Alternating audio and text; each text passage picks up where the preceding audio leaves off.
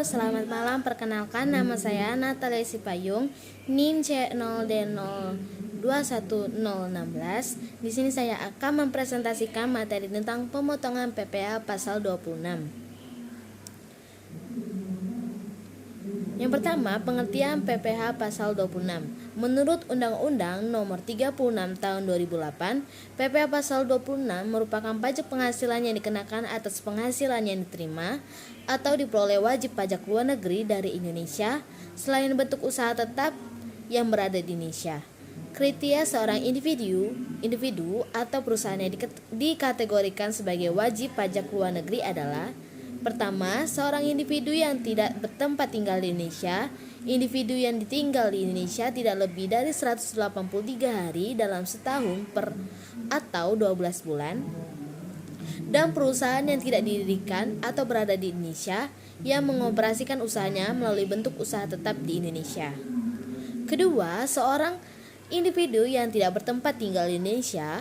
Individu yang tinggal di Indonesia tidak lebih dari 183 hari dalam setahun, dan perusahaan yang tidak didirikan atau berada di Indonesia yang dapat menerima atau memperoleh penghasilan dari Indonesia tidak melalui menjalankan usaha melalui suatu bentuk usaha tetap di Indonesia.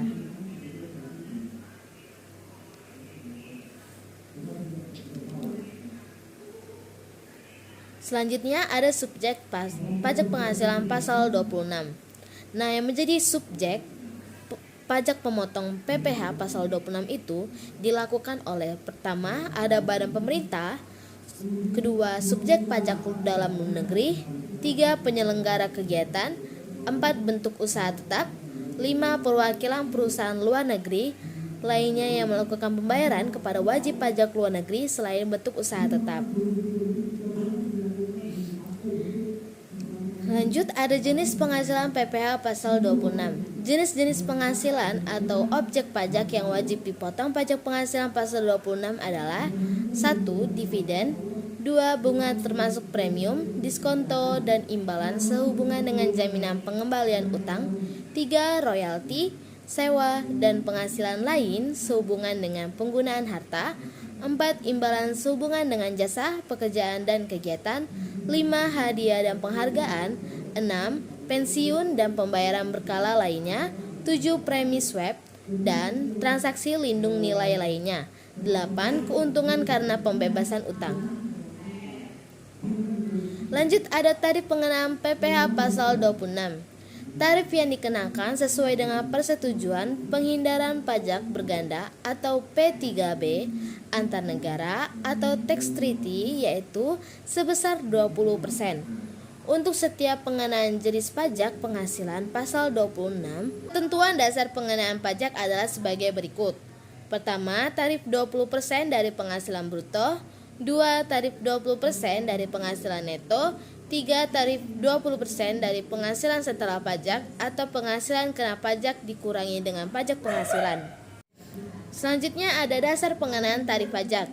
Yang pertama, 20% dari jumlah penghasilan bruto yang diterima atau yang diperoleh wajib pajak luar negeri berupa dividen, bunga termasuk premium, diskonto, dan imbalan sehubungan dengan jaminan pengembalian utang, royalti, sewa, dan penghasilan lain sehubungan dengan penggunaan harta, imbalan sehubungan dengan jasa, pekerjaan, dan kegiatan, hadiah dan penghargaan, pensiun dan pembayaran berkala lainnya, premi swab, dan transaksi lindung nilai lainnya, dan terakhir, keuntungan karena pembebasan utang. Nah, dasar pengenaan tarif pajak yang pertama ini dikenakan tarif 20% dikali penghasilan bruto atau tax treaty atau P3B. Lanjut, nomor 2, 20% dari perkiraan penghasilan neto adalah: 1. Penghasilan dari penjualan atau pengalihan harta di Indonesia yang diperoleh wajib pajak luar negeri. Penjualan saham. Saham yang diperjualbelikan adalah saham dari PT di dalam negeri dan tidak berstatus sebagai emiten atau perusahaan publik. 20% dikali penghasilan neto. Perkiraan netonya 25% dan tarif efektifnya 20% dikali 25% harga jual sama dengan 5% harga jual. Lanjut, ada premi asuransi dan premi reasuransi yang dibayarkan langsung maupun melalui pialang kepada perusahaan asuransi di luar negeri. Nah, 0% dikali penghasilan neto. Nah, perkiraan netonya yang pertama 50% dari premi yang dibayarkan oleh pihak yang tertanggung kepada perusahaan asuransi luar negeri. Sehingga tarif efektif 20% dikali 50% sama dengan 10%. Nah, 10% dari premi yang dibayarkan oleh perusahaan asuransi Indonesia kepada perusahaan asuransi luar negeri. Sehingga tarif efektifnya 20% dikali 10% sama dengan 2%.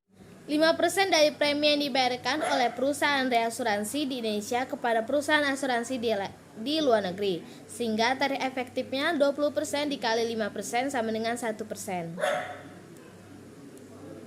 Yang ketiga, 20% dari penghasilan setelah pajak atau penghasilan kena pajak dikurangi dengan pajak penghasilan diterapkan pada BUT di Indonesia yang penghasilan atau bagian labanya tidak ditanamkan kembali di Indonesia. Dikenakan tarif 20% dikali penghasilan setelah pajak. Nah, di sini saya akan memberikan contoh perhitungannya. Yang pertama, tarif 20% dari penghasilan bruto. Dan di sini ada contoh 1. Pada Mei 2021, PT ABC membayar royalti kepada Alexandro yang berkewarganegaraan Amerika sebagai penulis buku sebesar 85 juta. Nah, berapa sih PPh pasal 26 yang dipotong oleh Alexandro? Tarif 20% dikali 85 juta sama dengan 17 juta. Jadi tarif yang akan dibayarkan oleh Alexandro adalah 17 juta. Nah, yang contoh kedua, PT Jarum memberikan hadiah perlombaan kepada Li Taiwei, warga Cina, sebagai juara tunggal putra bulu tangkis sebesar 150 juta. Nah, berapakah PPh pasal 26 yang dipotong? Nah, 20% dikali 150 juta sama dengan 30 juta. Nah, contoh yang kedua, tarif 20% dari penghasilan netonya. Nah, yang contoh 1, PT Abadi Jaya mengasuransikan gedungnya kepada perusahaan asuransi luar negeri dengan membayar premi asuransi selama tahun 2021 sebesar 130 juta. 20% dikali 50% dikali 130 juta sama dengan 13 juta. Nah, yang contoh kedua, ada PT Rembulan mengasuransikan gedungnya kepada perusahaan asuransi dalam negeri, yaitu perusahaan asuransi Cempaka Baru dengan membayar premi asuransi sebesar 250 juta.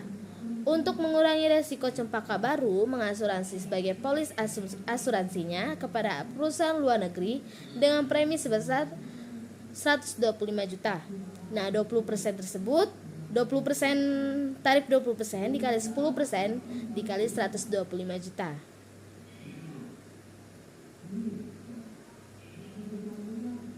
Yang ketiga, ada tarif 20% dari penghasilan setelah pajak. Penghasilan kena pajak BUT di Indonesia itu 15 miliar 500 juta. Nah, pajak penghasilannya 22% dikali 15 miliar 500 juta atau tarif pajak Badan 2021 sama dengan 3 miliar 410 juta. Penghasilan kena pajak setelah pajak 12 miliar 90 juta. Nah, pajak penghasilan pasal 26 yang terutang 20% dikali 12 miliar 90 juta sama dengan 2 miliar 418 juta.